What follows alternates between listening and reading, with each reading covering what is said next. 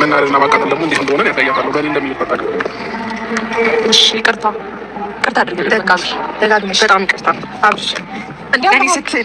ሁሌ እንደለመንሽ ትኖሪያለሽ። ሁሌ ሽማግሌ ይዘሽ አስታርቁኝ እንዳልሽ ትኖሪያለሽ።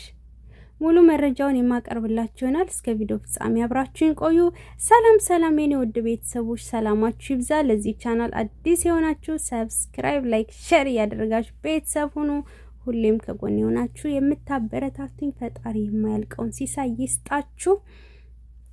እናም እንግዲህ ሄርሜላና አብርሽ ያው ትናንትና በሰራችሁ ፕራንክ ተጋጭተው ነበረ። ዛሬ ደግሞ ማርቲን ይዛ መታለች ማለት ነው። ለምን ማርቲ እንድታስታርቃት ማለት ነው።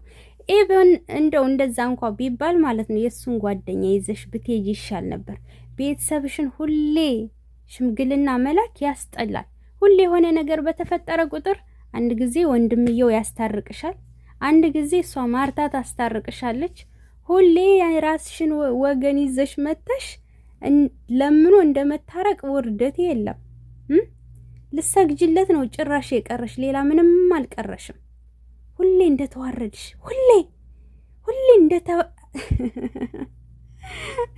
ፈጣሪ ጠብቃችሁ ከእንደዚህ አይነት ወረድ። ትናንትና አዎ በግዴታ ነው እንጂ ፈልጎ አይደለም ያፈቀራት ያሉት እኮ እውነት ነው የራስሽ ኦዲየንሶች። ከዚህ በላይ ምን ቅሌት አለ? እሱ ደግሞ ከዛሬው ገና ፍቅሩን እንኳ ሳይቀበልሽ አፈቅርሻለሁ እንኳ በደንብ ሳይልሽ እንክብካቤ ሳይሰጥሽ ማቃጠልና ማናደድ እንዴት እንደሆነ አሳያታለሁ በኔ ብሳል እያለሽ ነው። ወይኔ ከዚህ በላይ ቅሌት አለ እንዴ ጋይስ? ኦ ማይ ጋድ!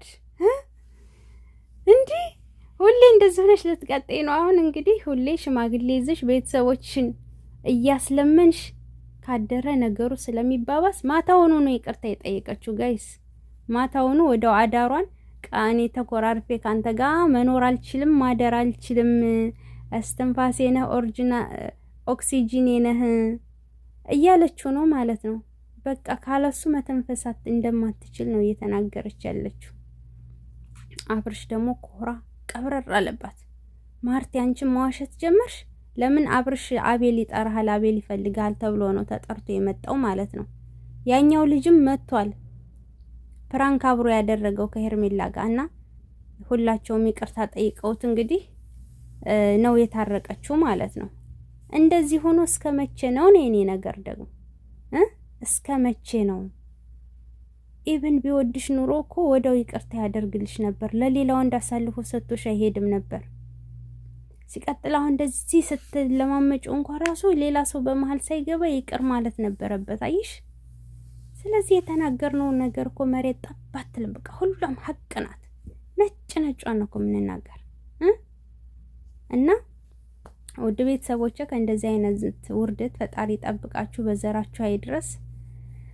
ነብሯ ቀብራራዋን ደግሞ እየጠበቅናት ነው። በተረፈ ወዳችኋለሁ። ላይ ብገባለሁኝ በሰዓታችን በኢትዮጵያ ሰዓት አቆጣጠር 3 ሰዓት በኖላዊ ሰብስክራይብ አድርጎ ላይቭ ላይ እንገናኝ። በተረፈ ወዳችኋለሁ። ሰላም ቆዩልኝ። ሰብ ላይክ ማድረጋችሁ እንዳትረሱ።